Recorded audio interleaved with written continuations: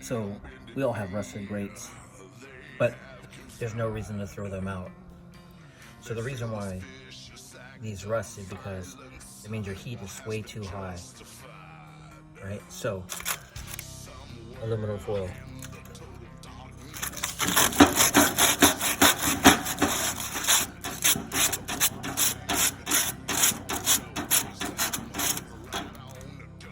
So we'll take off that rust and then use porcelain spray paint, which will coat it. So you're going to coat it with the high temp paint first, and then you'll come with the porcelain. Okay, see that?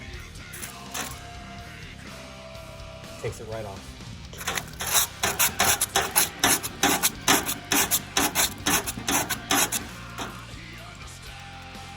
Yeah, a little bit of work, but saves you $30.